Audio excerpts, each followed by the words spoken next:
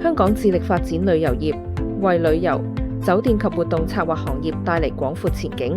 市場對相關專業人才需求持續上升。書院設有3個旅遊及款待相關嘅高級文憑課程，助你踏出專業第一步。酒店管理高級文憑課程，專注培訓酒店業嘅初級管理人才，內容涵蓋前台服務、房務營運、餐飲管理、會計及人力資源等範疇，令同學掌握業界實際需要。如果你熱衷於籌辦活動及展覽，可以選擇旅遊、會展及節目管理高級文憑。課程教授節目策劃、推廣同埋市場策略，以及活動管理，為將來投身會展及活動管理行業打穩基礎。旅遊及酒店管理高級文憑，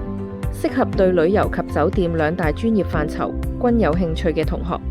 學習酒店運作、旅遊市場學及款待等專業知識，幫助學生探索多元事業發展方向。為令同學可實踐課堂所學，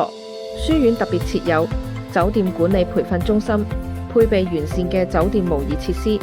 包括款待處、模擬酒店房間及餐飲設施等，方便同學喺上課期間隨時學習行業相關技能及禮儀。無論同學繼續升學定係尋找工作，由於已經習慣喺各種模擬環境學習同練習，大大提升佢哋嘅競爭力。另外，3個課程均設3至6個月嘅特色實習，學生有機會到本港嘅酒店、主題樂園同埋旅行社等了解行業運作。過往學生曾於半島酒店、四季酒店、海洋公園、香港迪士尼樂園、專業旅運同中航名捷等企業實習，累積寶貴經驗。同學們既可以進一步提升實際工作經驗，亦可以增強行業人脈，為未來發展建立更強基礎。升學出路方面，畢業生可以升讀本地或海外大學嘅酒店旅遊及款待、節目管理以及商業管理相關嘅學士學位，